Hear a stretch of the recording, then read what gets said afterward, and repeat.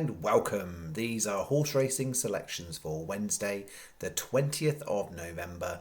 I am flatcapcallum and I'm hoping you're all very, very well. All right, I've been a little bit MIA, haven't I? I did say I had a bit of a busy week last week, which happened. I've had some family stuff that had to take priority. Still might be a little bit on intermittent on the videos. I'll see what I can do. I'm sure most people can understand family is priority. We'll see how we get on this week. But I thought I'd pop my head above the parapet and do a bit of a vid.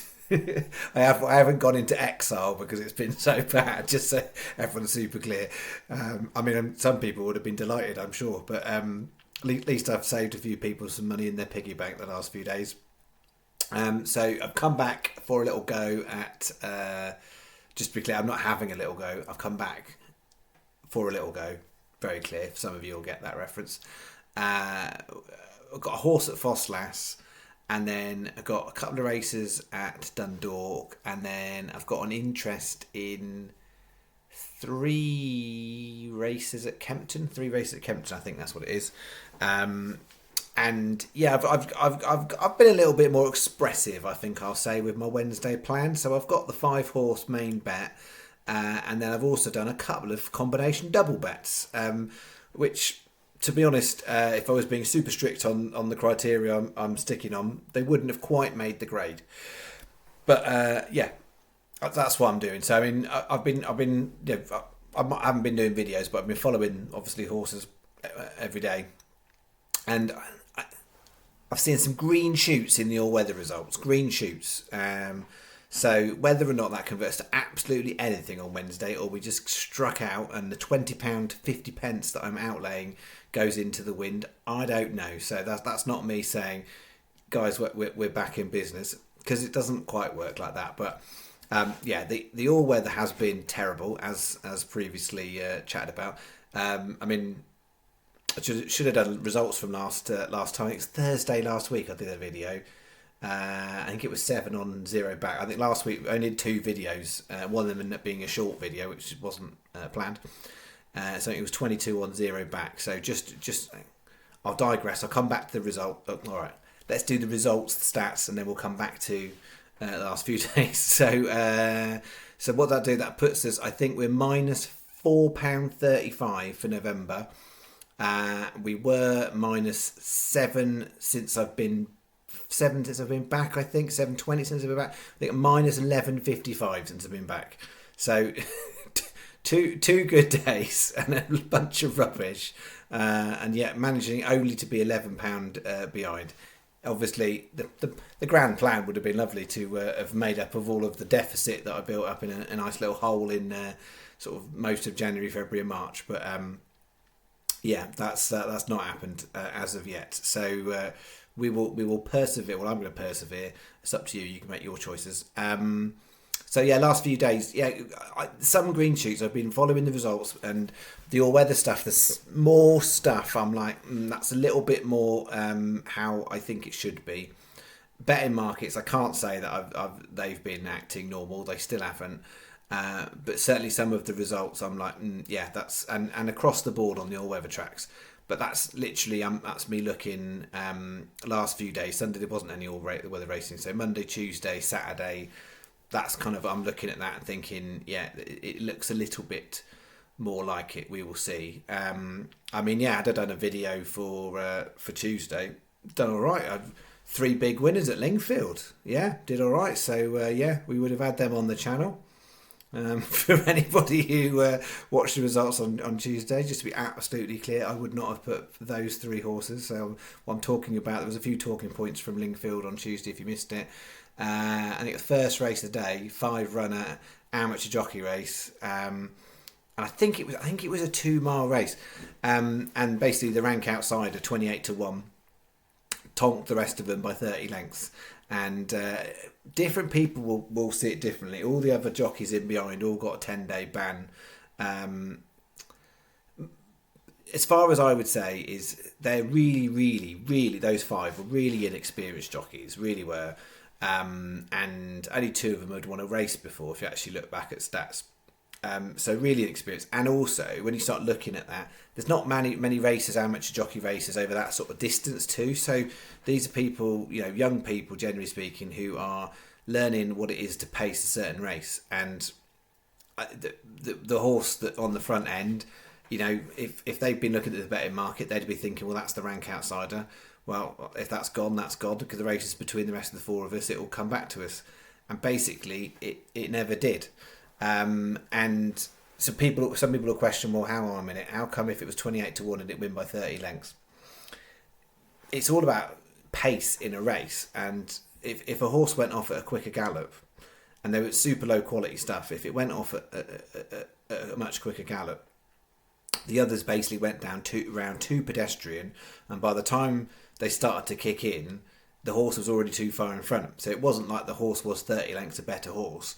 It was the fact that actually they let it go. So they ended up... Imagine if you running a race in the park. There's two ways of running a race. Well, imagine there was two ways of running a race. There isn't. There's lots of ways. Imagine there was two ways.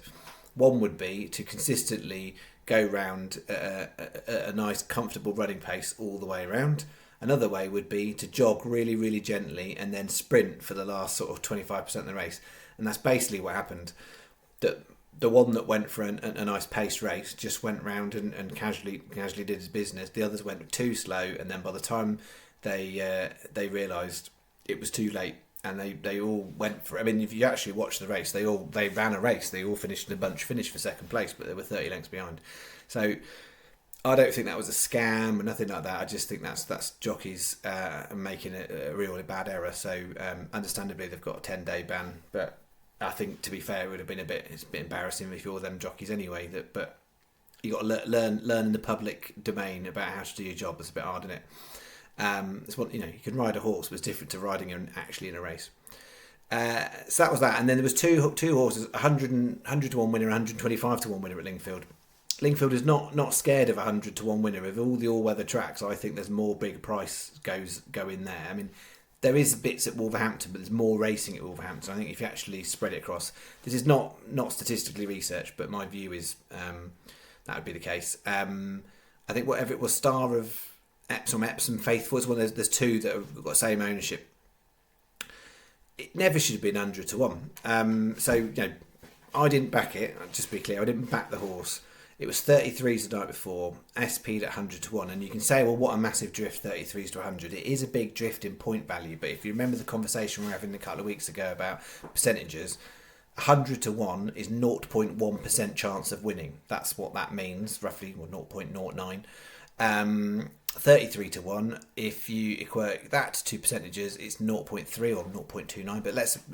simple speak, 0.3% chance of winning is a 33 to 1 shot, and a 0.1% chance is a 100 to 1 shot. They're actually 0.2% different. That's fractionally different. So it doesn't actually take much for pull a lever. If that's another horse that's going in by 0.2%, it's tiny amounts. So big in point drift, and it was bigger on the exchange. But actually look at the horse's form. Because it had come stone last the last 4 or 5 runs, that's why the price it was. If you looked before that, it's a Lingfield specialist, well handicapped. 7 furlongs and a mile is what it does its business on. This was a mile and 2, so it was the leap of faith you're having to make with a horse was, will it get a mile and 2, and is it going to bounce back for the fact of all its form over Lingfield is really solid, decent. It was handicapped really well. So you've got to make a bit of a leap of faith, but it was not a 100 to 1 shot at all. So that one, I think, surprise winner, but it should have been 100 to 1, and therefore that's make it looks more of a surprise. The other one that won, I forget the name, I think it was trained by Dominic French Davis. That was absolutely, I wouldn't have gone near that horse. Terrible 3 runs, changed stables, it was maidens and novices, whatever, but it handicapped debutant on a jockey super inexperienced and changed stables. There was nothing going for that horse. You would have to take a leap of faith to say that the stable change was enough. But yeah, I mean those are rarities when those ones happen like that, where you just like no. I mean the jockey itself would have put people off because she's only run half a dozen times. The stable switch would have put some off, but some would have thought that was an all right thing. But the form was dire. Like, it had done nothing in 3 performances. Not even like a shade of potential in there at all. So, anyway, I've just rambled on for 10 minutes. You want some horses, apparently? Well, some do. All right, here's the main bet. This is what I'm going with. So 125. And what I've done is I've added in a couple of the non-star horses, and it recently. That doesn't really matter whether I've started or not. It doesn't actually seem to make a difference. So I've included a couple that I didn't start. So I've got the main 3, and you'll see these 3 also appear in combination double bets as well. So they are kind of we've spread it about a little bit as well. So I've added in another couple that are non-star. What I'm thoughtful about is this time last year I was doing perfectly well without a star system. I've developed a star system over sort of back end of the winter into the spring and summer, which worked very well. It's not working well in the autumn, you would say, but equally what I would say is nothing I'm doing is working well in the autumn. So it's not the star system that's even the problem, it's just everything I'm doing. So anyway, there we go. 125, 1 on the jumps. I've left out Warwick and Hexham. I didn't really like anything, and they both got inspections, but Ffos Las didn't last time I checked. 125, Callista Love 14 to 1. Should be single figures, simple as that. It's got the form to say that it's of the ones that have run over hurdles. I think it's marginally the best piece of form, but there's about 3 of them all in similar sort of place, and you've got a couple coming from the point to point field and 1 from the bumper form. So I 14s is too big. It should be half that in my view, because it actually has run over hurdles and performed to a standard that says it should. If the other ones that if you took out the horses that had the bumper only and point to point ones, it should be vying for favouritism. So 14 to 1 Callista Love, and then we're going to go 410 Dundalk, Little Keeley. These are really competitive ones, these, but it came out 2 stars. 20 to 1's a really good price. Sam Cohen's booked to ride it. He's got £10 off it. It's got some good back form. It had the value of that race as far as I was concerned. Then we've got the 445 Dundalk. I've got 2 there. I wasn't much between those 2. I've gone for Obama Army. The fact that Colin Keane's been booked to ride it, it was a little bit of a tick. I mean, he's run for the trainer 4 times, never won. But you can't deny the fact he's a fantastic jockey and a fantastic record, including at Dundalk. So Colin Keane was on, so that was sort of the bit that just got me over between the 2 horses I liked. It's got back history. It needs to kind of bounce back. It's coming off a couple of month break, but it's got its potential to run a really good race on that mark. 5:30 Kempton Tempest. We backed it last time. Sometimes I follow up on these horses, and sometimes I let it go. I mean, those of you remember the video from when I went through all the percentages on that stuff. The race I was focusing on there, we had a horse called Red Maids. We backed it at like 25s or something like that, and it went off at 50s, and it was mid pack. That went up and followed up 22 to 1 the other day at Newcastle. Yeah, they were very helpful. Got a good little knack of getting some big prizes following up. But will Tempest do it? I don't know. It's handicapped really well. It didn't run a bad race last time when we backed it. It was 5th. There's no reason why it shouldn't run a competitive race. It's the kind of horse, though, it could well wander in the market. I think that'll be shorter. I'm not sure about that one. I think that'll be shorter. I think that might go wandering. So it wouldn't surprise me at all. So I'm happy with 14s, but I think it could be bigger by middle of the morning on Wednesday. And then 8:30 Kempton. It was in, it was out, it was in, it was out. It's in. No news. 14 to 1. Basement grade handicap. There's quite a few in there, and it needs to bounce back from last time. If you excuse that run, it should be a much shorter price. It's the price it is because of the last run. I could excuse it. Let's see if I'm right.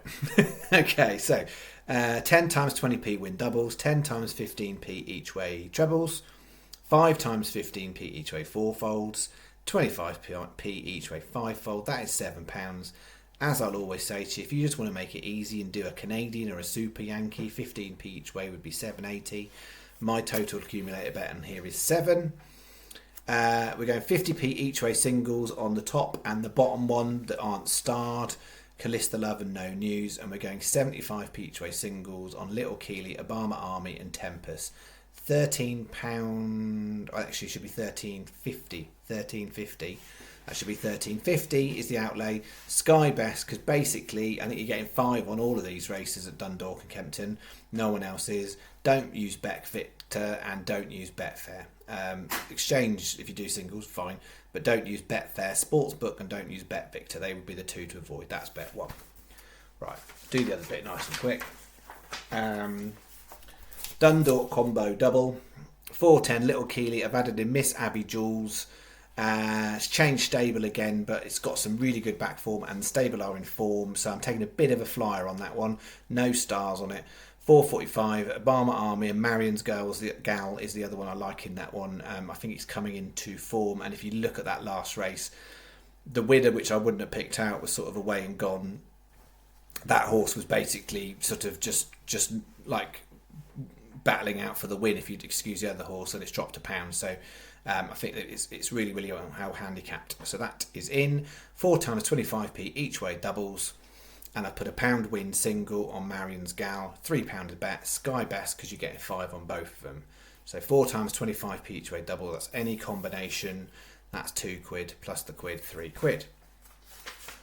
And finishing off Kempton again.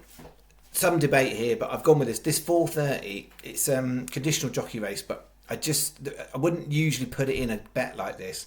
I just think the market's all wrong, and they're it's more accurate at the time making this video than it was a couple of hours before the video, but it's still wrong. There's a couple of those I can see going off single figures easy, and yeah, I just think I think it's one horse Dembe, which is a favourite, which I think probably would be the favourite. And then the ones in behind, I think some of them might go a little bit walkies and a couple of these might come in a bit.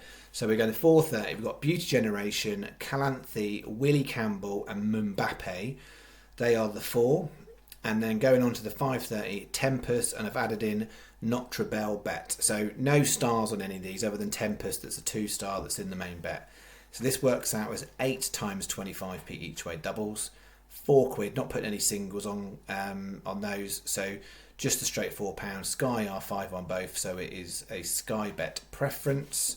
Yeah, that's it. So that adds up to £20.50. If you add on, it's £13.50, 3 and then 4, £20.50. All right, that's me. Can't make any guarantees about the next day, about whether there'll be a vid. Would definitely be planning to do one Thursday night for Friday stuff. So it's whether there's a Wednesday for Thursday would be a question mark, but planning to do 1:30 for Friday. But I will keep you updated as and what changes in my life outside of the tubes of you. All right, I'll leave it there. Thank you very much. I will see you on the next video. Bye bye.